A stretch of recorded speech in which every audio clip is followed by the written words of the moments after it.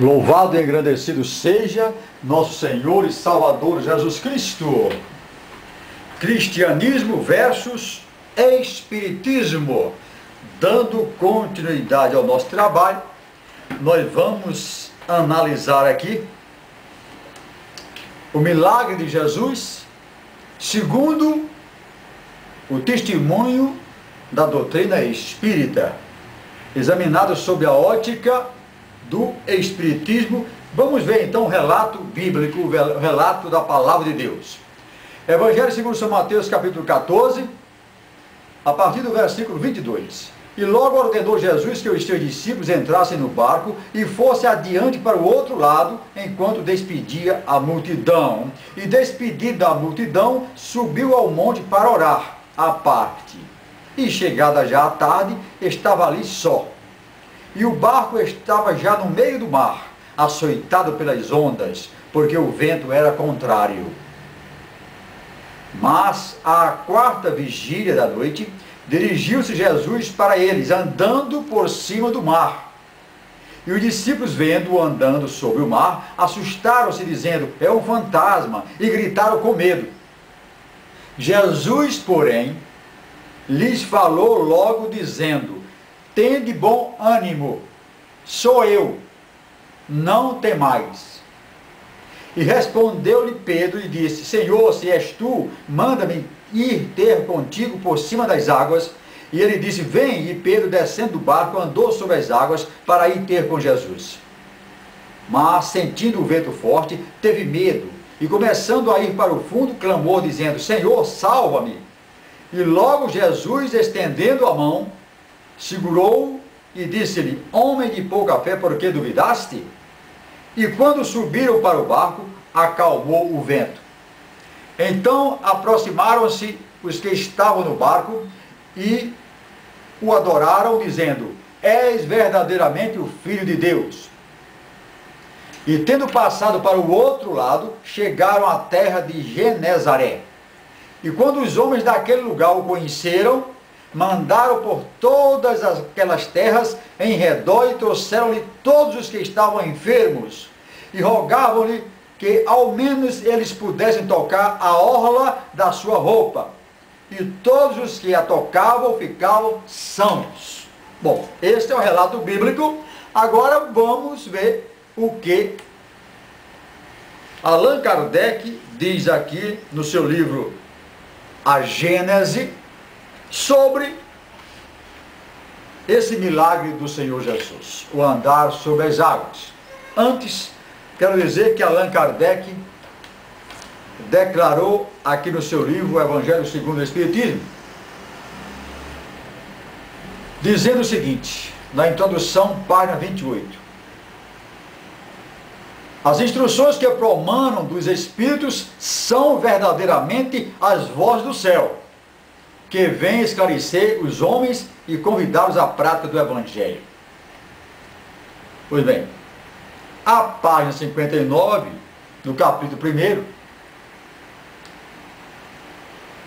ele diz: o Espiritismo é a terceira revelação de Deus, nada ensina contrário do que ensinou o Cristo, mas desenvolve, completa, explica em termos claros e para toda a gente o que foi dito apenas sob forma alegórica. No capítulo 2, item 3, página 69 dessa minha edição, diz Allan Kardec: o Espiritismo veio completar o ensino de Cristo. Pois bem, vamos ver então se ele explica com convicção, com clareza, o que aconteceu naquele dia. Jesus caminha sobre as águas. E nos seus esclarecimentos, para explicar, Allan Kardec diz: este fenômeno encontra sua explicação natural nos princípios acima expostos. Vamos para frente. Exemplos análogos provam que isso nem é impossível, nem milagroso.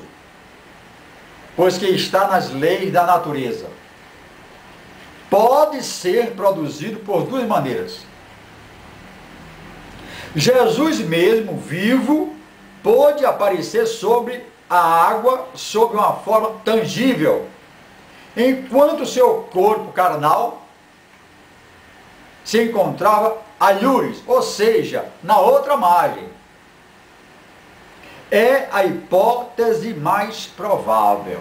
Ele não dá aqui como definitivo. Trabalha em cima de hipóteses. Neste relato, pode-se mesmo reconhecer certos sinais característicos das aparições tangíveis. E nós vamos ver.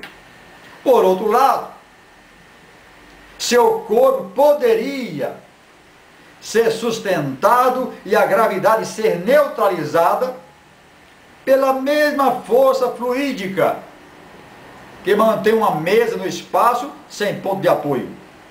O mesmo efeito tem se produzido muitas vezes sobre corpos humanos. Então, ele trabalha em cima dessa hipótese.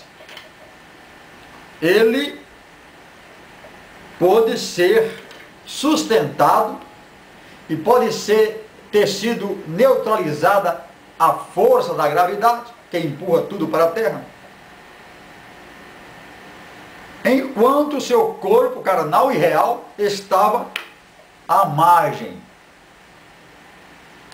daquele mar. É a hipótese mais provável. Por outro lado, seu corpo poderia ter sido sustentado pela mesma força fluídica. Vamos lá. Então ele cita aqui o capítulo 14, números 35 a 37, e vamos ver o que diz.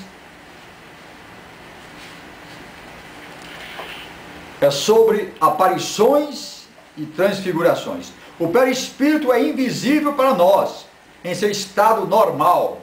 Porém, como é formado de matéria etérea, o espírito pode, em certos casos, lhe fazer receber, por um ato de sua vontade, sua modificação molecular que o torna momentaneamente visível. Segundo o grau de condensação do fluido perispiritual, a aparição é algumas vezes vaga e vaporosa. Outras vezes é mais nitidamente definida. E outras, enfim, têm todas as aparências da matéria tangível. Agora vamos aqui para o item 36 do capítulo 14, deste livro aqui de Allan Kardec. Deve-se notar que as aparições tangíveis não têm senão as aparências da matéria carnal, só a aparência, porém, não as suas qualidades, força física e etc. Em razão de sua natureza fluídica, não podem ter a mesma coesão, porque na realidade não se trata de carne, não é de carne e osso. Tudo bem, elas se formam instantaneamente e do mesmo modo desaparecem, ou se evaporam pela desagregação das moléculas fluídicas.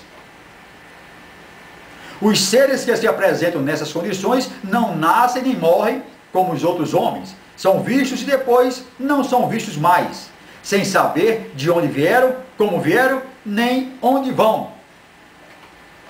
Aí no 37 ele diz: o perispírito é o mesmo nos encarnados e nos desencarnados, por um efeito completamente idêntico.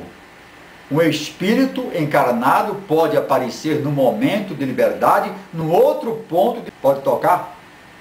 Não tem, pois, as propriedades da matéria comum.